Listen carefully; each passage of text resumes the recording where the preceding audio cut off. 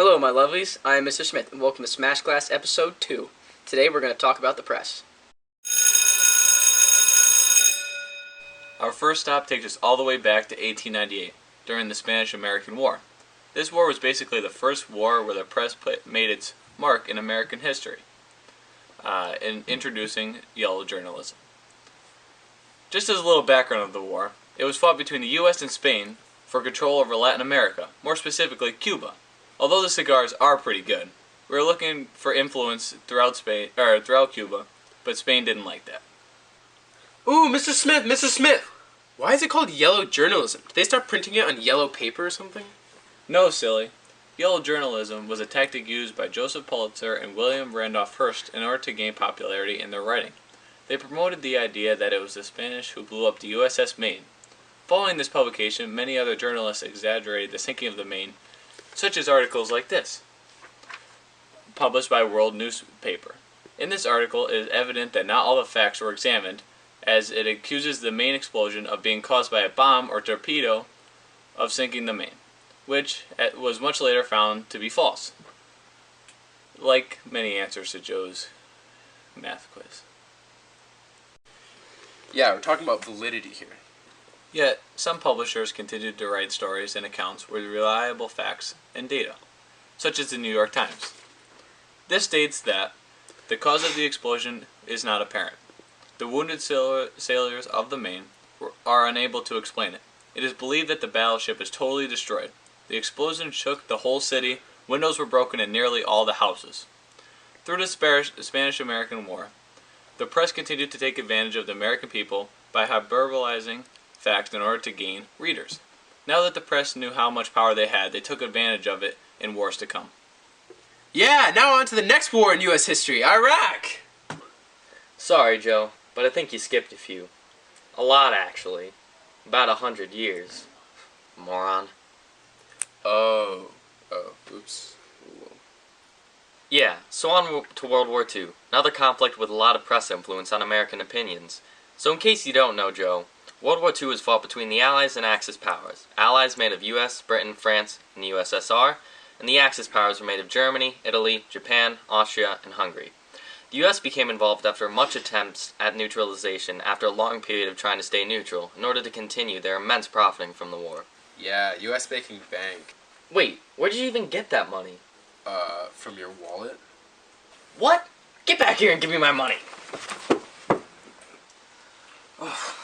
Anyway, where was I? Oh yes, American neutralization. So we tried to stay as neutral as possible. However, when I say this, we were basically just providing the Allies with supplies, so we weren't exactly neutral. Yeah, about as neutral as lemon juice on the pH scale. Yes, so on to how we actually became involved. One of the biggest causes was the attack on Pearl Harbor, in which the Japanese bombed the harbor in the Pacific, coming very close to America and putting many in a frenzy. A large part of this was due to the fact that, similar to the explosion of the USS Maine, the press wanted to make the Japanese seem like the enemy, so they hyperbolized the attack more than it needed to be. These kinds of reports, along with reports in which the Germans were portrayed as enemies, inspired a greater hatred towards the enemy and a desire to go to war. Ooh, Mr. Smith! Wait, wouldn't we already hate the enemy at the start of the war? Actually, no. That's a good point. America at the time was made up of a good majority of immigrants, many of them being German, Italian, or Japanese Americans. Similarly, many people had varying political and social views in America, so some may have been supporters of the Axis powers. Because of this, the press felt it was their job to get all of America to hate the enemy through this kind of exaggerated reporting. Anyway, as the war dragged on, and since most, if not all Americans by this point hated the Axis powers, the press ended up going back to reporting mainly on the facts. As seen in this article, although the event of the Germans raiding London is tragic itself, the press decided to focus on mainly the facts instead of the emotions.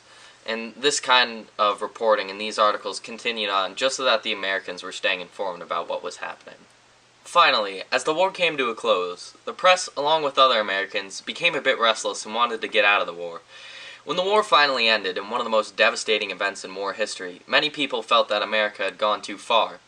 When the bombs were dropped on Hiroshima and Nagasaki, the press reported this event to portray the Japanese as the victims, unlike at the beginning of the war when they were mainly portrayed as the enemy.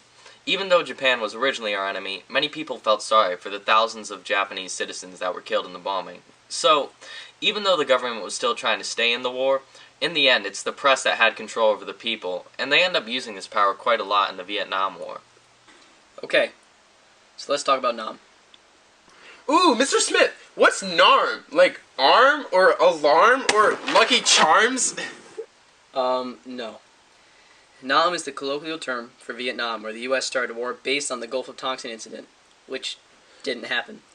Anyways, so in Vietnam, the U.S. was fighting alongside the South Vietnamese in order to keep the communist North Vietnamese from taking control of the entire country. We did this because of our idea that we must stop the spread of communism. This was a difficult war for the U.S. because the government believed that it would be a very quick and easy war due to all of our advanced technology and superior tactics. Soon the American people realized that the war would drag out much longer than anticipated, and this is evident in some of the articles published by the New York Times. In one article, Senator Rusk admits that the war is expected to continue for much longer than originally anticipated. The Viet Cong... But Mr. Smith, who are the Viet Cong? Togs? The Viet Cong were the communist guerrilla fighters. The U.S. forces were forced to fight an invisible enemy in the jungle. The people were able to see the war like never before. With the advancements of things such as the radio and TV, people were able to access news much easier than in the past. And during the Vietnam War, reporters and their cameras followed the soldiers through the jungle. The people were able to see the horrors that war brought to the soldiers as well as the country that was hosting the war. The evening news was filled with footage and reports from the war that showed the devastation of the U.S. soldiers in conflicts like the Tet Offensive and the devastation of the country and its people during operations like Operation Niagara. Ooh, Mr. Smith, what was the Tetris Offensive? No. Tet Offensive, moron. The Tet Offensive was a huge offensive assault launched by the VC during the holiday of Tet. Walter Cronkite and CBS released an evening special about the offensive. It interviewed soldiers in the field and showed the destruction that the VC had caused to the U.S. troops. These images demoralized the people on the home front and turned them against the war even more. The change in the way that the media reported on the war led to immense dislike of the war. The New York Times also reported numerous times about the losses that were occurring in Vietnam because the casualty numbers were constantly climbing. And in these articles, they speculated that based on the increased operations of the VC and that the U.S. should expect more losses in the coming months. This article was published in 1962. The death tolls only increased from this time on. What was the media saying about the home fries? It's home front, Joe. But anyways, they were reporting on things like major anti-war demonstrations and dovecots that were being held. Many of these received support from high-ranking government officials because it was very, very unpopular, like Joe. The media was also applauding Nixon's actions that moved towards ending the war, like calling a ceasefire in 1973 to end the bombings. And to end this section about Vietnam, I leave you with a quote from Walter Cronkite. But it is increasingly clear to this reporter that the only rational way out then will be to negotiate, not as victors, but as an honorable people who lived up to their pledge to defend democracy and did the best they could. Ooh, Mr. Smith, I have a question for you. And what would that be? Now, why is a swordfish nose 11 inches? I don't know, Joe. Because if it were 12 inches, it'd be a foot. Oh, isn't that fantastic? And on that bombshell, good night! On behalf of the Smash Class production team, we say thank you. Thanks. Thank you. Gracias.